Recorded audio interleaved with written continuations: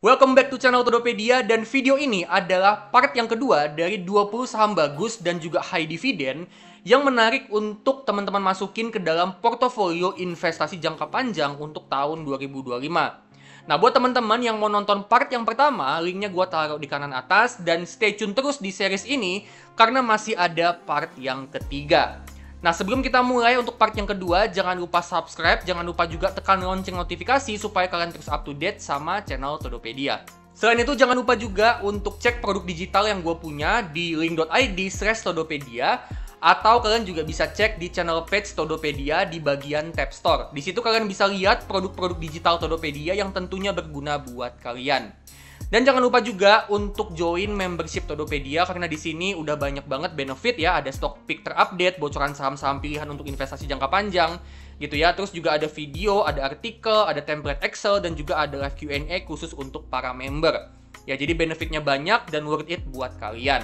Dan buat kalian yang pengen belajar ya, kalian investor pemula yang pengen belajar gratisan, gue juga punya playlist untuk belajar investasi saham untuk kalian investor pemula bisa nambah ilmu secara gratis juga. Oke? Kalau gitu yuk kita mulai ke videonya.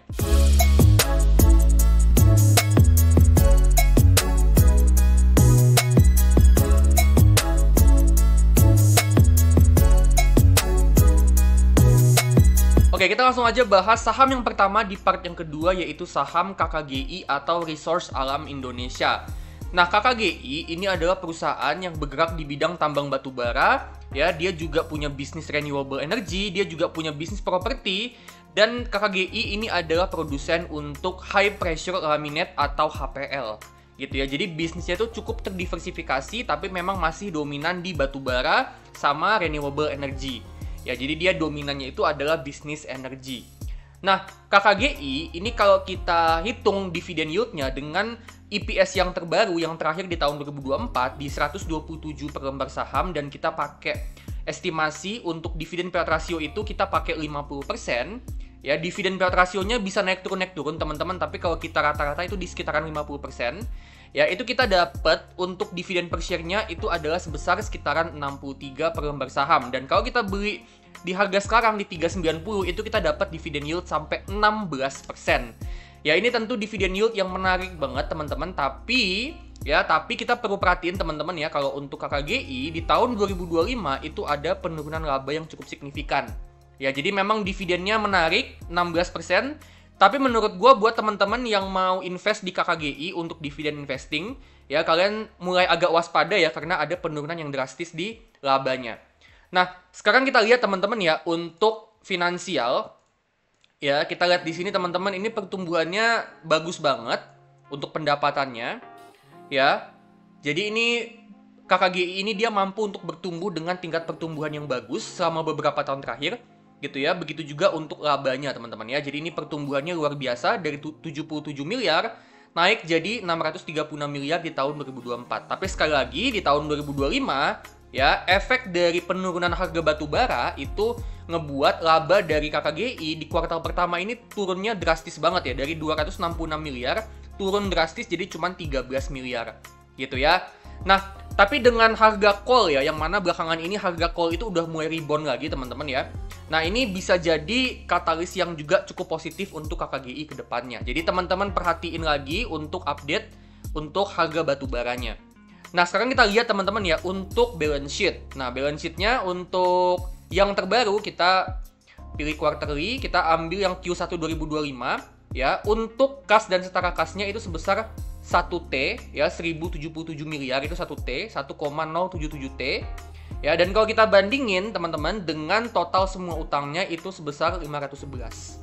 Ya, 511 miliar, yang artinya ya uang kasnya doang nih, saldo kasnya itu udah bisa ngelunasin semua utangnya. Dan ini bagus banget, artinya KKGI itu dia punya uang kas yang banyak. Ya, uang kasnya banyak, utangnya sedikit, yang artinya uang kasnya itu bisa dengan mudahnya dipakai untuk melunasin semua utangnya. Dan setelah itu, uang kasnya itu bisa dipakai lagi untuk yang lain. Ya, termasuk bagi dividen, termasuk investasi buat ngembangin bisnis, atau juga untuk buyback. Gitu ya, jadi ini memang mendukung banget untuk si KKGI bisa bagi dividen yang gede untuk investornya. Terus kita lihat cash flow teman-teman ya. Cash flow-nya kita coba lihat di sini. Ya, nah ini juga positif teman-teman ya. konsisten positif, operating cash flow-nya positif dan bertumbuh juga. Free cash flow-nya gimana? Free cash flow-nya juga positif dan bertumbuh juga. Jadi dia juga mampu untuk hasilin uang kas masuk ke dalam bisnisnya, dan uang kas masuknya ini juga trennya bertumbuh terus. Jadi ini kondisi cash flow yang juga mendukung KKGI ini ke depannya untuk dia bagi dividen dengan yield yang gede gitu ya, dimana tadi cashnya banyak, utangnya minim, ditambah dia juga rutin hasilin cash flow yang bertumbuh ya, ditambah juga tadi labanya itu juga trennya bertumbuh meskipun ada penurunan di tahun ini gitu ya. Jadi ini sangat-sangat mendukung ya, kondisi bisnisnya KKGI ini sangat mendukung dia untuk bagi dividen yang gede untuk investornya gitu ya. Nah, sekarang kita bakalan hitung ya teman-teman ya, harga wajar KKGI dengan metode discounted cash flow. Jadi KKGI ini kan bisnis batubara dan juga renewable energy.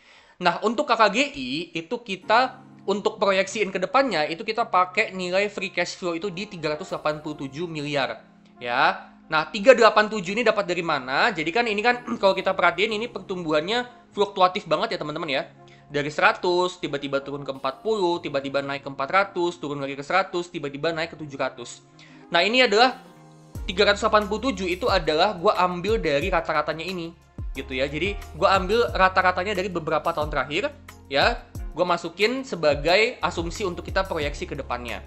Nah, terus untuk estimasi pertumbuhannya itu gue estimasiin 0% per tahun dengan anggapan bahwa ya bisnis batubara ini ke depannya ya pertumbuhannya akan mulai melambat, akan mulai stagnan, dan bahkan mulai akan negatif pertumbuhannya itu bisa aja karena seiring dengan adanya transisi menuju renewable energy. Nah, tapi kan si KKGI ini dia juga udah ngembangin bisnis renewable energy ya, dimana KKGI itu untuk renewable energy-nya dia itu ngembangin pembangkit listrik tenaga mini hydro dan juga pembangkit listrik tenaga solar. Jadi dia udah masuk ke renewable energy untuk si KKGI. Jadi kita anggaplah untuk batu baranya itu mungkin akan menurun ya, tapi untuk renewable energy-nya ini pelan-pelan akan naik. Jadi anggaplah kedepannya itu pertumbuhannya stagnan gitu ya. Nah, dengan kayak gitu, dengan juga kita pakai estimasi price to free cash flow-nya itu 8 kali dan kita mau return 20% per tahun dari saham KKGI, itu kita dapat harga wajarnya di 425. Yaitu harga wajarnya KKGI di 425 dengan estimasi atau asumsi yang kayak gini. Jadi di harga sekarang di 390 ini masih sedikit ya, sedikit ada di bawah harga wajarnya dengan margin of safety yang cukup tipis gitu ya. Nah, ini teman-teman kalau misalnya mau pakai margin of safety, kalian bisa pertimbangin harga ini untuk beli saham KKGI.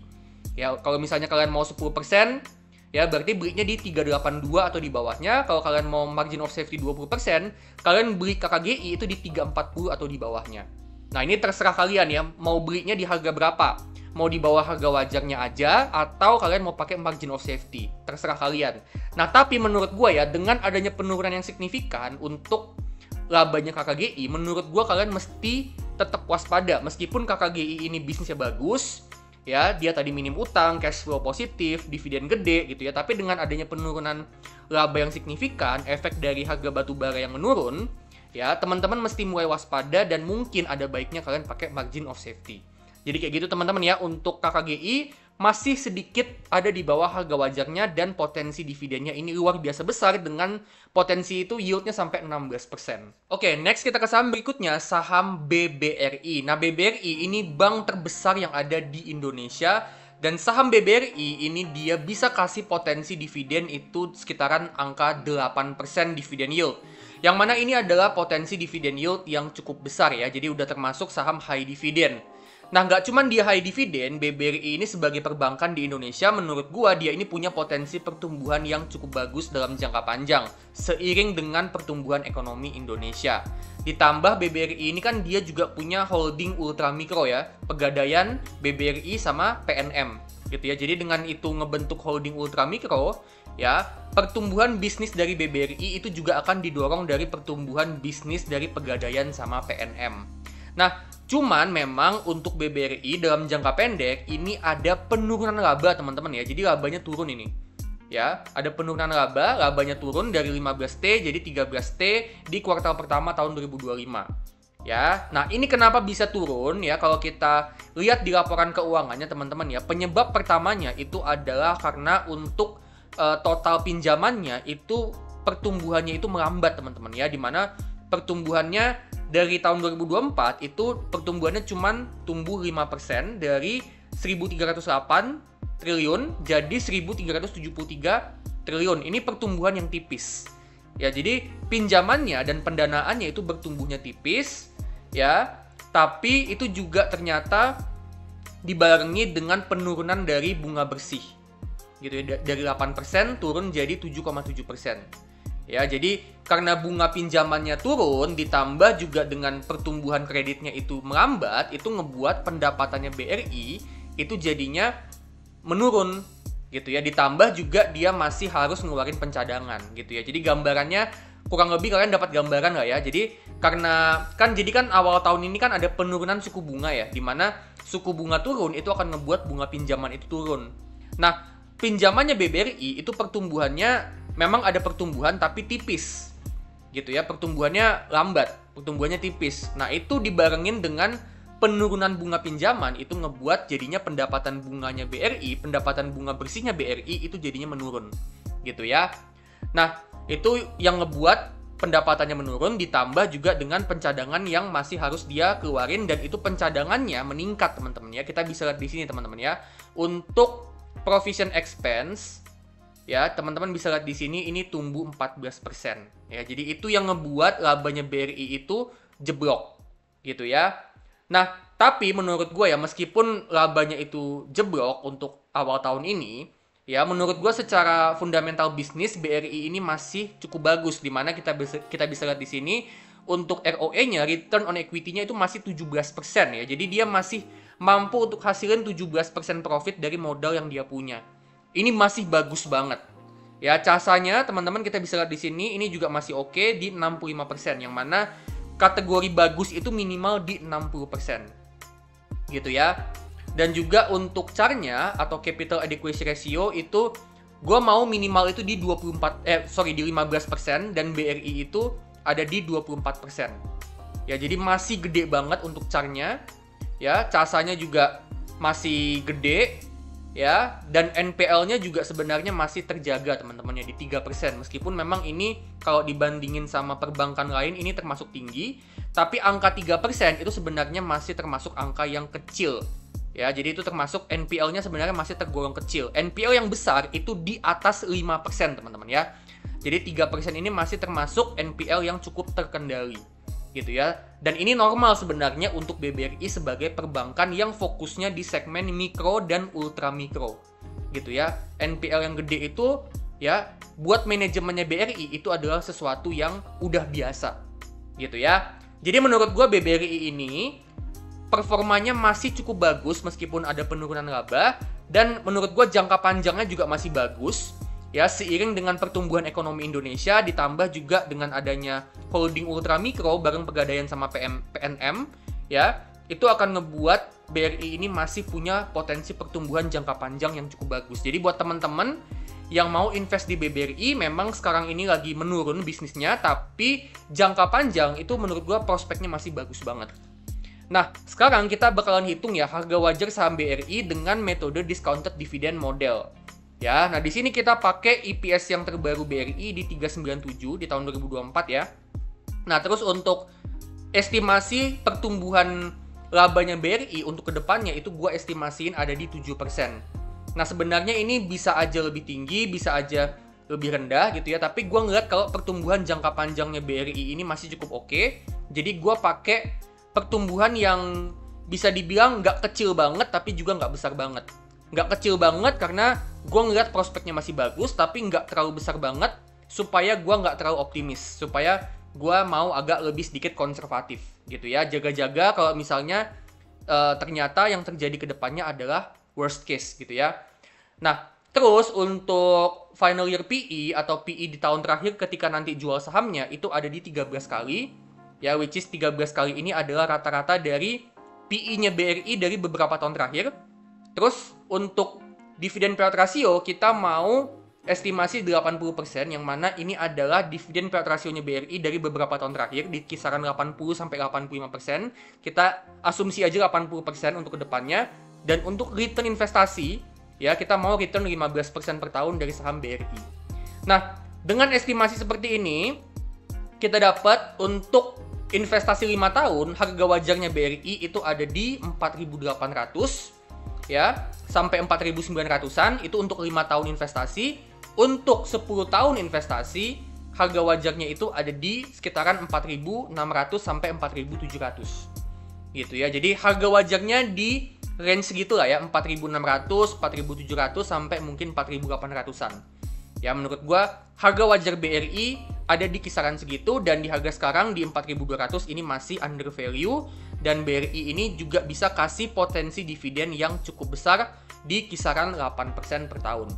Gitu ya. Jadi BRI menurut gua jangka panjangnya masih bagus, cuman memang untuk jangka pendek ini masih ada penurunan bisnis, tapi gua ngeliat dia ini salah satu dividen stock yang punya potensi yang besar dalam jangka panjang. Oke, next kita ke saham berikutnya, ada saham BMRI atau Bank Mandiri. Masih di sektor perbankan, Bank Mandiri ini juga salah satu bank yang gede banget di Indonesia. Dan saham Bank Mandiri, saham BMRI ini bisa kasih potensi dividen yield itu mencapai sekitaran 8,8%. Ya, jadi kalau kita beli di harga sekarang dan asumsiin dividen payout rasionya itu ada di 75%, ya, saham BMRI itu bisa kasih potensi dividen yield sampai 8,8%. Yang mana itu udah termasuk dividen yang gede. Nah, BMRI di kuartal pertama tahun 2025 ini dia masih lebih bagus daripada BBRI, di mana untuk labanya itu tumbuh tipis teman-teman ya, dari 12,7 triliun jadi 13,1 triliun. Jadi pertumbuhannya tipis teman-teman untuk BMRI. Nah, terus juga kalau kita bedah teman-teman ya di laporan keuangannya BMRI ya, dari segi kredit atau pinjaman ini masih ada pertumbuhan yang cukup besar dari 1.400 triliun jadi 1.670 triliun ya, naik 16% year on year. Ini pertumbuhan pinjaman yang lebih bagus ya daripada BBRI ya untuk BMRI ini ya. Dan untuk pendapatan bunga bersihnya ini masih bertumbuh ya, sekitaran 5% gitu ya. Jadi untuk pertumbuhannya Bank Mandiri ini masih lebih bagus daripada BRI ya. Tapi memang pertumbuhannya tipis di tahun 2025 ini. Ya, net interest income-nya tumbuhnya cuma 5%, operating income-nya tumbuhnya 8% ya, total operating income. Terus untuk PPOP-nya tumbuhnya sekitaran 3-4%. Ya, terus secara overall laba bersihnya itu tumbuhnya di sekitaran 4% gitu ya. Jadi pertumbuhannya tipis-tipis aja untuk Bank Mandiri. Gitu ya. Nah, tapi kalau kita lihat di rasio perbankannya untuk BMRI, kita lihat di bagian kanan teman-teman ya, 1Q25. Ya, untuk ROE-nya itu ada di 18%, hampir 19%. Ini bagus banget. Artinya BMRI bisa hasilin 19% profit dari modalnya dia. Dan ini lebih bagus daripada BRI yang tadi di 17%. Ya, casanya juga gede teman-teman ya, 72%. Ini gede banget, ini bagus. Gitu ya. Untuk CAR-nya juga ada di 18%, which is minimal itu, kata kriteria minimalnya itu 15%. Jadi Bank Mandiri ini juga dia punya pencadangan yang bagus ya, cadangan modalnya gede gitu ya. Dan juga untuk NPL-nya ini 1,1%. Ini kecil banget, dan ini artinya BMRI ini bank yang mampu untuk ngejaga kualitas asetnya itu supaya sebagus mungkin. Jadi ini NPL-nya kecil banget, dan artinya Bank Mandiri ini adalah perbankan yang terbaik se-Indonesia dari segi NPL. Ya, di kisaran 1,1% ini bisa dibilang yang paling kecil se-Indonesia. Gitu ya. Jadi ini perbankan yang aman banget, dan memang Bank Mandiri ini kan memang banyak kasih pinjaman itu ke corporate ya. Jadi perusahaan-perusahaan korporasi ya. Jadi itu ya kinerja keuangannya, kondisi keuangannya udah lebih stabil dibandingkan BRI yang kasih pinjaman itu ke segmen UMKM gitu ya. Corporate itu tentunya kondisi keuangannya jauh lebih stabil, jauh lebih aman daripada bisnis UMKM. Gitu ya. Jadi Bank Mandiri menurut gue ini adalah perbankan yang bisa dibilang dari segi resiko dia ini lebih bagus daripada BBRI. Gitu ya. Dan ini menurut gue kinerjanya masih bagus banget di tahun 2025 meskipun ada perlambatan ekonomi teman-teman ya. Dan untuk Bank Mandiri kalau kita hitung harga wajarnya teman-teman ya, dengan pakai EPS terbaru di 597, dan kita pakai estimasi pertumbuhan yang kurang lebih sama dengan BBRI di sekitaran 7% per tahun, dengan pertimbangan bahwa Bank Mandiri ini juga masih bisa bertumbuh seiring dengan ekonomi Indonesia yang masih bisa tumbuh. Ditambah juga Bank Mandiri ini dia masih punya potensi pertumbuhan yang gede dari anak usahanya, yaitu Bank Syariah Indonesia. Yang mana Bank Syariah Indonesia atau BRIS ini pertumbuhannya luar biasa masif dari beberapa tahun terakhir, gitu ya. Nah, pertumbuhan 7% menurut gua cukup realistis untuk Bank Mandiri. Terus untuk PI di tahun terakhir itu 11 kali. Yang mana 11 kali ini adalah rata-rata PI-nya Bank Mandiri dari beberapa tahun terakhir. Terus kita pakai estimasi dividen payout ratio itu 60%. Jadi kita mau pakai dividen payout ratio yang dulu ya. Jadi katakanlah untuk tahun depan, ya dividen payout rasionya itu dikembalikan ke 60%. Jadi kan Bank Mandiri ini biasanya memang bagi dividen itu dengan payout ratio 60%, cuman tahun ini dinaikin jadi 78%. Katakanlah tahun depan itu kembali ke 60% gitu ya. Nah, terus untuk return investasi kita mau return 15% per tahun dari saham BMRI. Nah, di sini kita dapat harga wajarnya teman-teman ya. Untuk investasi 5 tahun itu harga wajarnya ada di 6.000. Untuk investasi 10 tahun itu harga wajarnya ada di sekitaran 5.600 sampai 5.700-an. Dan untuk 20 tahun itu harga wajarnya ada di 5.200-an. Jadi itu harga wajarnya Bank Mandiri teman-teman ya. Kalian bisa pertimbangin mau pakai time horizon yang berapa tahun gitu ya. Kalian tentuin sendiri harga wajarnya. Dan ini adalah harga margin of safety-nya. Kalian bisa tentuin sendiri kalian mau beli di harga berapa. Tapi overall saham BMRI ini adalah saham perbankan yang udah stabil banget, kinerjanya bagus banget, dan potensi dividennya juga gede. Oke, next masih saham perbankan, ada saham BBNI atau Bank BNI. Nah, ini juga perbankan besar yang ada di Indonesia teman-teman ya, selain BBRI sama BMRI. Nah, BBNI ini dia bisa bagi dividen dengan potensi dividen yield itu di kisaran 8,5% sampai sekitaran 8,6%. Ya, jadi ini udah termasuk dividen yang gede. Ya, jadi rata-rata perbankan besar itu bagi dividen itu untuk tahun ini sama tahun depan itu ada di kisaran sekitaran 8% untuk dividen yield-nya. Nah, BBNI ya, ini di tahun 2025 kita bisa lihat di sini, ini pertumbuhannya bisa dibilang tipis banget ya teman-teman ya. Jadi pertumbuhannya stagnan. Ya, jadi ini bisa dibilang BBNI ini ya dia mirip kayak Bank Mandiri lah ya. Tadi pertumbuhannya tipis untuk Bank Mandiri, BNI juga sama.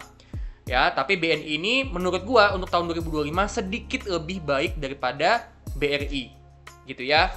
Nah, untuk BBNI sendiri untuk update kinerja bisnis di tahun 2025, kita bisa lihat di sini teman-teman ya, untuk pinjamannya, loan-nya itu tumbuh dari 695 triliun tumbuh jadi 775 triliun, tumbuh 10% year on year. Jadi pinjamannya itu masih bertumbuh 10%, yang artinya ke depannya BNI ini masih bisa hasilin pendapatan bunga yang lebih besar. Gitu ya. Jadi masih ada potensi pertumbuhan untuk BNI seiring dengan pertumbuhan pinjamannya itu masih bertumbuh cukup bagus, ditambah juga dengan ekonomi Indonesia yang masih punya potensi pertumbuhan untuk ke depannya dalam jangka panjang. Gitu ya. Nah, terus untuk pendapatannya teman-teman ya, untuk pendapatannya BNI ini ya, untuk pendapatan bunga bersihnya sebenarnya dia ngalami penurunan, operating income-nya juga ngalami penurunan. Ya, jadi dari segi operasional BNI ini sebenarnya dia ini menurun dari segi operasional. Nah, tapi ada yang nolongin teman-teman ya. Ini sampai PPOP dia masih turun minus 12%. Tapi BNI ini ada yang nolongin. Yang nolongin itu apa? Yang nolongin itu adalah provision-nya. Ya, dimana provision-nya itu turun 37% year on year.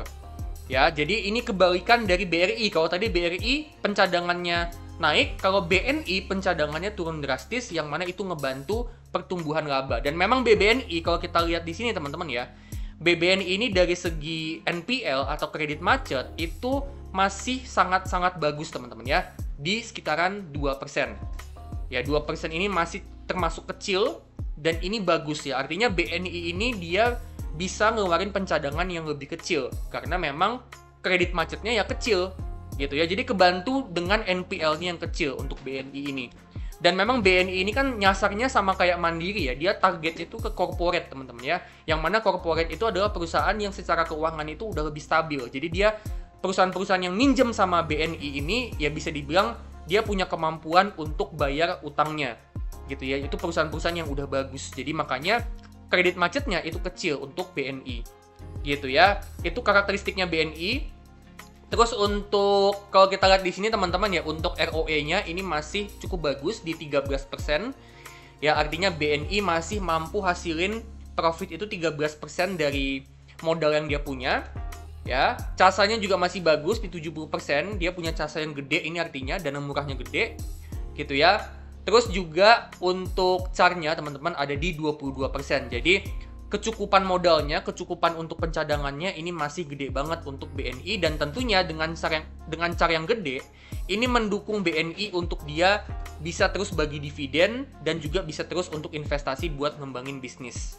Gitu ya. Dan memang BNI ini kan dia juga masih terus ngembangin bisnisnya dengan cara dia ngembangin digital banking Wonder by BNI, yang mana itu tentunya bisa jadi katalis positif untuk BNI buat kedepannya.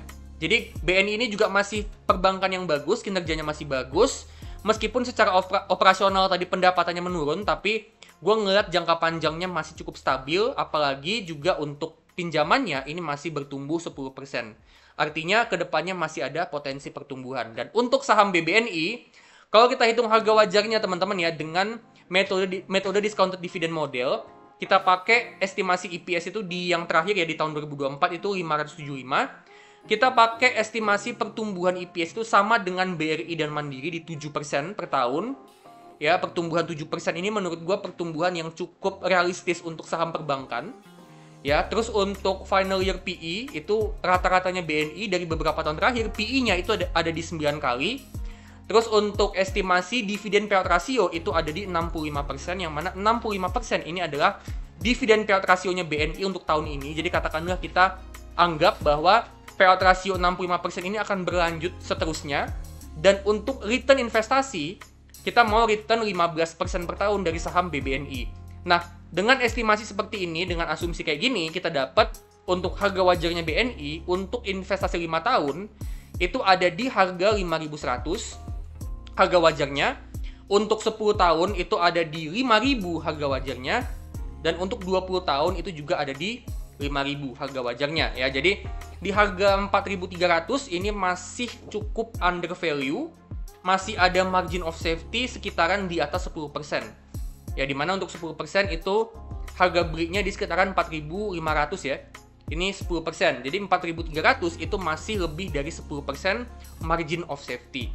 Gitu ya. Jadi menurut gue ini masih under value untuk saham BBNI, dan potensi dividennya juga cukup menarik dengan yield itu mencapai 8,5%. Oke, next ada saham Demas atau Pura Delta Lestari. Nah, Demas ini adalah saham perusahaan properti industrial, yang mana Demas ini bagi dividen dengan potensi dividen yield itu bisa mencapai 17%. Nah, ini adalah dividen yield yang gede banget, ini menarik banget, tapi ini dengan catatan bahwa untuk Demas itu bagi dividen dengan yield 17%, itu dengan payout ratio mencapai 90, bahkan kadang-kadang itu bisa bagi dividen itu sampai 100% payout ratio. Artinya apa? Artinya Demas ini dia suka untuk bagiin labanya itu semuanya ke investor dalam bentuk dividen. Gitu ya. Jadi semua dari labanya itu dibagiin ke investor dalam bentuk dividen, dan itu artinya Demas ini dia akan punya sedikit banget uang untuk dia investasi buat ngembangin bisnis. Jadi dividen yield 17% ini memang bagus banget. Tapi gue ngelihat kalau potensi pertumbuhan Demas untuk kedepannya ini bahkan sangat kecil, bahkan bisa dibilang hampir nggak ada gitu ya. Jadi ya kalau teman-teman mau invest di saham Demas, kalian mesti camkan bahwa ya dividennya memang gede gitu ya, tapi ya mungkin labanya akan segitu-segitu aja gitu, nggak akan bertumbuh. Tapi menurut gue udah cukup oke ya, dividen 17% per tahun kan udah, itu return investasi yang udah cukup bagus sebenarnya, 17% per tahun gitu ya. Nah, saham Demas ini dia kalau kita lihat ya teman-teman ya, kalau kita lihat dari segi income statement, ya kita bisa lihat di sini untuk pendapatan atau revenue, ini trennya sebenarnya nggak kemana-mana teman-teman ya, naik turun aja gitu. Dan bahkan ini trennya cenderung menurun ya. Dan untuk labanya juga sama teman-teman ya, laba bersihnya ini juga nggak kemana-mana gitu. Di tahun 2019 1,3 triliun, di tahun 2024 tetap 1,3 triliun gitu ya. Jadi memang untuk Demas ini ya pertumbuhannya bisa dibilang stagnan dari 5 tahun terakhir, dan menurut gua kedepannya juga akan kurang lebih seperti itu juga. Jadi memang bisnis yang cukup stagnan, dan memang untuk Demas ini juga dia ini memang lagi agak kekurangan dari segi land bank gitu ya. Demas ini memang lagi ada sedikit problem di mana untuk land banknya ini memang tinggal sedikit gitu ya. Dia ini kemarin ada sih usaha untuk memperbesar gitu ya, tapi tetap masih sedikit menurut gua gitu. Dan itu tentunya ngebuat potensi pertumbuhan penjualan, potensi pertumbuhan pendapatan dan labanya Demas ke depannya juga mungkin akan di situ-situ aja. Gitu ya. Nah, terus untuk balance sheet kita bisa lihat di sini teman-teman, untuk balance sheet-nya Demas. Ya, kita lihat yang terbaru kuartal pertama tahun 2025. Untuk kas dan setara kasnya ini di 2,1 triliun rupiah. Ini kas yang gede banget, ini saldo kas yang gede banget, dan kalau kita bandingin sama total liabilitasnya, ya itu cuman 997 miliar. Artinya 2,1 T itu udah lebih dari cukup untuk membayar semua utangnya yang cuman sebesar 997 miliar. Ini bagus banget, artinya Demas ini punya banyak uang kas, ya, utangnya sedikit, dan itu sangat mendukung Demas ke depannya untuk tetap bisa bagi dividen yang gede untuk investornya, dan ataupun kalau misalnya dia mau ngembangin bisnis, itu juga masih bisa dengan uang kasnya yang gede. Ya, jadi kondisi balance sheet Demas ini bagus banget. Itu sisi positifnya. Ya. Nah, untuk cash flow kita bisa lihat di sini teman-teman ya. Untuk Demas ini dari beberapa tahun terakhir, ini sebenarnya untuk operating cash flow-nya konsisten bisa positif teman-teman, tapi trennya ini naik turun, fluktuatif banget. Free cash flow juga sama. Ya, naik turun, fluktuatif. Nah, ini artinya ya Demas ini seenggaknya dia masih bisa hasilin cash flow masuk, ya, which is ini bagus, cuman memang trennya ini ya agak susah ditebak, gitu ya. Menurut gue ini masih cukup oke, ya, meskipun memang fluktuatif, tapi seenggaknya dengan cash flow-nya positif, operating cash flow sama free cash flow-nya positif, itu artinya Demas ini kedepannya masih bisa untuk bagi dividen dengan payout ratio atau mungkin dengan dividen yield yang gede, gitu ya. Jadi masih mendukung Demas untuk dia masih bisa bagi dividen. Jadi cash flow-nya positif, ini bagus. Dan satu hal lagi teman-teman yang menurut gua juga bagus dari Demas adalah kalau kita lihat di arus kas dari aktivitas investasi, kita coba lihat detailnya ya. Di sini teman-teman bisa lihat ada pendapatan bunga teman-teman ya sebesar 72 miliar. Dan ini trennya meningkat teman-teman. Nah, ini tuh apa? Ini tuh adalah pendapatan dari bunga deposito teman-teman ya. Jadi si Demas ini kan tadi dia cashnya banyak ya, 2,1 triliun. Nah, itu dia taruh di deposito dan dia dapat bunga deposito. Jadi bagusnya Demas adalah dia juga dapat passive income teman-teman ya dari bunga deposito. Gitu. Jadi selain dia ngerjain bisnis properti ya, Demas itu kan properti industrial. Jadi properti untuk bangunan industri gitu ya. Nah, selain dia ngejalanin bisnisnya, dia juga ada sedikit tambahan pendapatan dari bunga deposito. Gitu ya. Jadi itu sedikit ngebantu Demas untuk dia bisa ningkatin dia punya laba, sedikit juga ngebantu Demas untuk dia bisa ngebantu Demas punya cash flow. Gitu ya. Jadi laba sama cash flow-nya Demas itu kebantu banget sama pendapatan bunga deposito yang dia dapat. Nah, untuk saham Demas, ya, untuk kedepannya nih, untuk saham Demas itu kalau kita hitung harga wajarnya dengan metode discounted cash flow, ya, kita pakai untuk free cash flow itu kita pakai rata-rata dari beberapa tahun terakhir di 1,2 triliun, yang mana Demas ini kan fluktuatif banget ya. Tapi kita ambil rata-ratanya ada di 1,2 triliun, gitu ya. Nah, terus untuk asumsi pertumbuhan kita pakai 0% dengan anggapan bahwa, ya kayak tadi ya, Demas itu tidak bertumbuh sama sekali untuk kedepannya. Dan untuk price to free cash flow di tahun kesekian ya, di tahun ke-10, tahun ke-15 atau tahun terakhir nanti ketika kita mau jual sahamnya, itu ada di 8 kali price to free cash flow. Dan untuk return investasi kita mau return 17% per tahun dari saham Demas. Ya, di sini kita dapat untuk fair value saham Demas untuk 10 tahun investasi itu ada di 160. 160 itu adalah harga wajar saham Demas. Untuk 15 tahun ada di 153. Dan untuk 20 tahun ada di 151. Ya, dan ini adalah margin of safety-nya teman-teman ya. Kalian bisa perhatiin margin of safety-nya untuk mempertimbangkan kalian mau beli di harga berapa.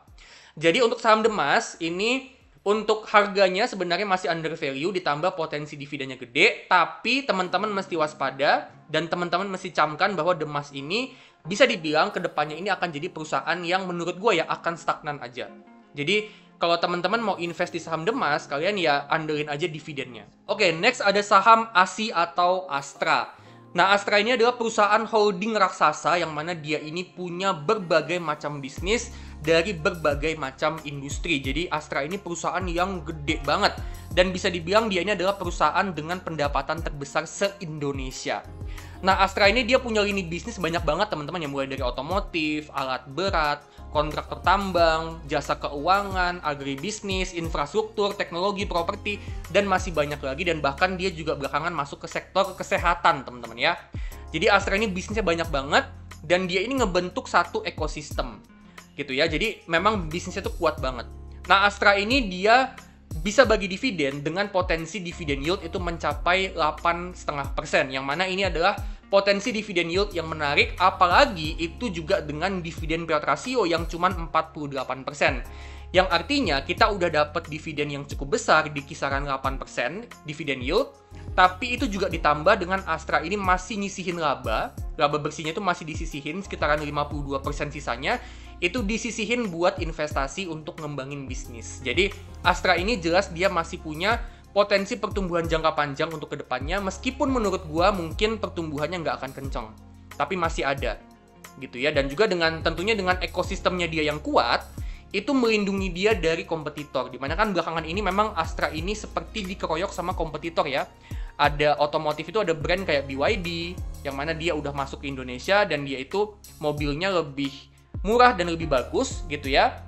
Terus juga untuk bisnis alat beratnya United Tractors itu juga dia ada potensi kompetitor dari China, alat berat dari China. Nah, tapi Astra ini dia nggak cuman produknya doang, tapi dia juga nawarin satu kesatuan jasa, satu kesatuan layanan gitu ya, yang mana layanannya itu yang ditawarin sama Astra itu komprehensif. Contohnya kayak misalnya otomotif.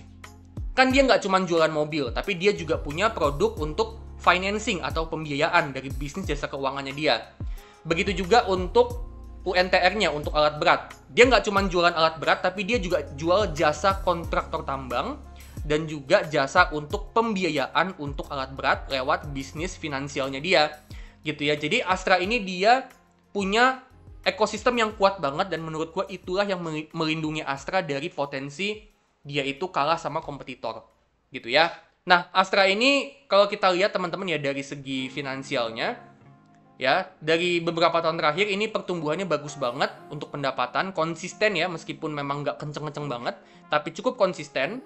Dan begitu juga teman-teman ya untuk laba bersihnya ya, dari 21 triliun di tahun 2019 sempat turun ke 16 triliun, tapi abis itu konsisten bertumbuh sampai 34 triliun di tahun 2024. Gitu ya, jadi ini pertumbuhannya konsisten untuk Astra. Ya, sebagai perusahaan yang besar ini pertumbuhan yang cukup stabil. Terus untuk balance sheet kita bisa lihat di sini teman-teman ya. Untuk balance sheet-nya Astra itu untuk aset lancarnya itu sebesar 195 triliun. Itu gede banget ya. Dan ini kalau kita bandingin sama utang jangka pendek itu sebesar 144 triliun. Jadi artinya aset lancarnya itu mampu untuk melunasin semua utang jangka pendeknya, yang artinya kemampuan dia untuk bayar utang jangka pendek ini masih sangat aman gitu ya. Dan equity-nya teman-teman ya, equity-nya itu lebih besar daripada liabilitasnya. Jadi ini juga masih aman dari segi kemampuan bayar utang secara overall gitu ya. Dan untuk cash flow ya, kita bisa lihat di sini untuk cash flow dari beberapa tahun terakhir ya, Astra ini dia mampu untuk hasilin operating cash flow yang positif dan bertumbuh. Begitu juga untuk free cash flow-nya bisa positif dan juga bertumbuh. Nah, ini bagus banget ya, artinya Astra ini juga dia bisa hasilin uang kas masuk, nominalnya juga gede banget, dan tentunya itu sangat mendukung Astra untuk dia terus bagi dividen untuk investornya. Jadi, dengan kondisi cash flow yang kayak gini, ini sangat mendukung Astra untuk kedepannya dia terus-menerus rutin bagi dividen ya setiap tahun untuk investornya. Jadi jangan khawatir, Astra ini tidak akan absen bagi dividen menurut gua. Gitu ya. Nah, saham Astra ini kalau kita hitung ya teman-teman ya, pakai metode discounted cash flow. Kita hitung harga wajarnya saham Astra pakai metode discounted cash flow ya. Kita pakai free cash flow yang terbaru di 27 triliun ya. Terus kita proyeksiin untuk kedepannya dia itu bertumbuh dengan tingkat pertumbuhan yang agak-agak slow ya, 4% per tahun. Menurut gue ini adalah pertumbuhan yang cukup realistis untuk Astra gitu ya. Jadi kurang lebih setara dengan pertumbuhan GDP Indonesia. Terus untuk estimasi price to free cash flow di tahun terakhir nanti pas kita mau jual sahamnya itu ada di 9 kali. Dan untuk return investasi, kita mau return 16% per tahun dari saham Astra. Kita dapat di sini harga wajarnya Astra ada di 5.900 sampai sekitaran 6.000 gitu ya. Jadi di harga sekarang di 4.700 ini sebenarnya masih under value dan ada margin of safety itu sekitaran 20% lebih. Ya, dimana untuk margin of safety 20% itu beli sahamnya di harga 4760. Ya, jadi di 4.700 ini kurang lebih margin of safety-nya itu ada di 20%. Jadi menurut gua cukup menarik untuk Astra. Ya, dia masih under value, margin of safety-nya cukup besar 20%-an. Dan dia juga bagi dividen dengan yield itu cukup besar di kisaran 8,5%. Dan kita masuk ke saham yang terakhir di part yang kedua, ada saham UNTR atau United Tractors. Nah, UNTR ini adalah anak usahanya Astra yang bergerak di bidang kontraktor tambang. Dia juga jualan alat berat, dia juga punya tambang batu bara, emas sama nikel, dan UNTR ini juga dia punya proyek renewable energy di mana dia punya pembangkit listrik tenaga solar. Ya, jadi bisnisnya ini cukup terdiversifikasi. Ada alat berat, ada kontraktor tambang, dan juga ada renewable energy. Gitu ya. Jadi cukup terdiversifikasi dan ini menurut gua salah satu ciri-ciri bisnis yang cukup stabil. Nah, UNTR ini dia bagi dividen dengan yield itu 10%, yang mana ini yield yang menarik banget ya, yield 10%. Ya, dan itu juga ditambah dengan dividen payout rasionya yang cuma 42%. Ya, jadi yieldnya udah gede, ditambah juga dengan dividen payout rasionya itu cuma 42%, yang artinya masih ada sisa sekitaran 58% dari labanya yang dipakai sama manajemen untuk investasi buat pengembangan bisnis. Jadi ini bagus ya, kita udah bisa dapat dividen yield 10%, ditambah juga manajemennya masih nyisihin laba untuk dia investasi untuk ngembangin bisnis supaya kedepannya harapannya pendapatannya itu bisa bertumbuh. Jadi ini cukup bagus, salah satu opsi investasi yang cukup bagus menurut gue ya untuk saham UNTR ini. Ya, nah saham UNTR ini kalau kita lihat dari segi kinerja keuangan teman-teman ya, kita bisa lihat di sini income statement-nya. Ya, dari beberapa tahun terakhir ini trennya bertumbuh dan ini bagus teman-teman ya, meskipun sempat turun di tahun 2020 tapi ini trennya bagus banget. Ya, dimana setelah tahun 2020 UNTR ini konsisten bertumbuh dengan pertumbuhan yang bagus. Dan begitu juga untuk laba bersihnya. Ya, kita bisa lihat di sini untuk laba bersihnya ini juga bertumbuh ya teman-teman ya, dari tahun 2020 ke tahun 2024 ini udah bertumbuh, dan di tahun 2024 ini pertumbuhannya udah jauh lebih besar daripada tahun 2019. Gitu ya. Meskipun memang kalau kita lihat di sini dari 2 tahun terakhir ini ada penurunan laba bersih ya teman-teman ya. Tapi trennya ini masih cukup bagus di mana untuk labanya ini masih bertumbuh. Gitu ya. Dan untuk balance sheet kita bisa lihat di sini tahun 2025 kuartal pertama UNTR itu punya aset lancar itu sebesar 80 triliun. Nah, itu kalau kita bandingin sama liabilitas jangka pendek itu sebesar 52 triliun. Artinya apa? Artinya aset lancarnya itu lebih besar daripada utang jangka pendek, ya. Dan utang jangka pendeknya itu bisa dilunasin. Ya, jadi dari segi kemampuan bayar utang jangka pendek, UNTR ini dalam kondisi yang bagus banget. Ya, dengan kayak gitu artinya dia masih punya sisa aset lancar yang bisa dipakai untuk dia mau ngembangin bisnis itu bisa, atau bisa juga dipakai untuk bagi dividen untuk investornya. Gitu ya, jadi dari segi balance sheet masih cukup bagus dan cukup mendukung UNTR untuk dia ngembangin bisnis dan juga bagi dividen. Terus untuk cash flow, ya kita bisa lihat di sini untuk cash flow-nya UNTR, ya dari tahun 2019 ke tahun 2024 ini operating cash flow-nya rutin positif dan ini bagus meskipun ada naik turunnya, tapi ini konsisten positif ya, ini bagus banget. Dan untuk free cash flow ini juga sama, konsisten positif dari beberapa tahun terakhir, yang artinya UNTR ini dia nggak cuma dia bisa cetak profit, tapi dia juga bisa hasilin cash flow masuk dari operasional bisnisnya.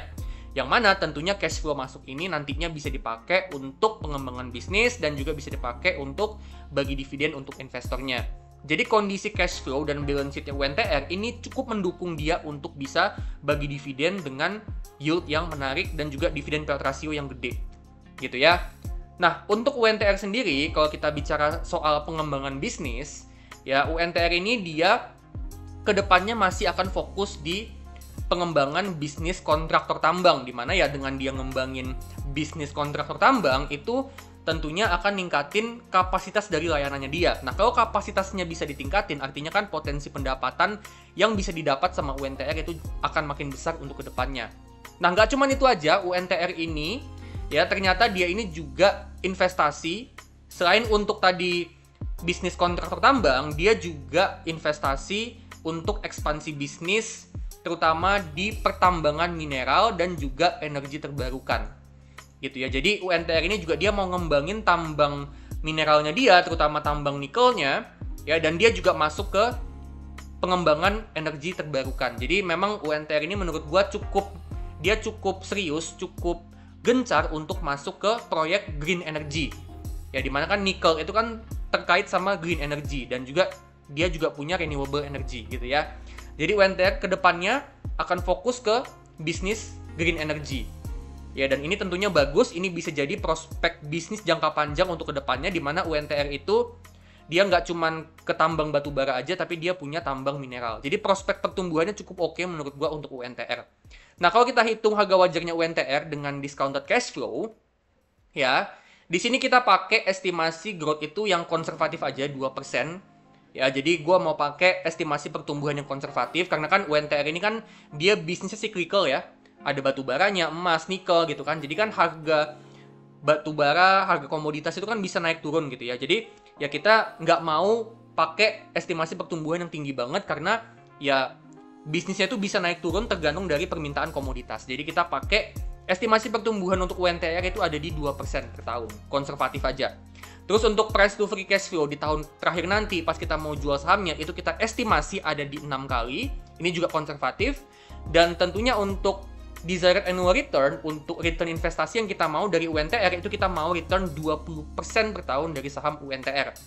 Gitu ya. Nah, dari asumsi ini kita dapat untuk harga wajarnya UNTR untuk 10 tahun investasi itu ada di 27.400, yaitu harga wajarnya UNTR kalau investasinya 10 tahun, kalau 15 tahun itu ada di 27.200, dan kalau 20 tahun itu ada di kisaran 27.100. Jadi kita dapat gambaran bahwa sebenarnya harga wajarnya saham UNTR itu ada di kisaran 27.000. Gitu ya. Dan di harga sekarang di 21.400 ini masih ada margin of safety yang cukup besar di kisaran 20%. Gitu ya. Jadi menurut gua untuk UNTR ini sahamnya masih cukup murah, punya potensi dividen yang gede dengan yield mencapai 10%, ya, dan dengan saham yang udah turun, menurut gua ini juga bisa kasih potensi upside yang gede karena bisnisnya itu masih terus dikembangin. Oke, so itu dia ya part yang kedua dari 20 saham bagus dan high dividend untuk investasi jangka panjang mulai dari tahun 2025. Nah, disclaimer teman-teman ya, ini bukan ajakan untuk jual beli saham, ya, terutama saham-saham yang gue sebut di sini. Jadi, untuk keputusan jual ataupun beli itu keputusan 100% di tangan kalian masing-masing dan tetap dianalisa secara mandiri alias do your own research ya. Jadi, kalian tetap bertanggung jawab atas uang kalian sendiri, atas investasi kalian sendiri, dan itu bukan tanggung jawab Todopedia. Oke? Nah, kalau misalnya kalian suka sama video ini, jangan lupa klik like, bagiin video ini ke teman-teman kalian, dan kalian juga bisa kasih super thanks untuk supaya gue makin semangat untuk bikin konten yang terbaik buat kalian. Oke, kalau gitu gue pamit dulu dan sampai ketemu di part yang ketiga.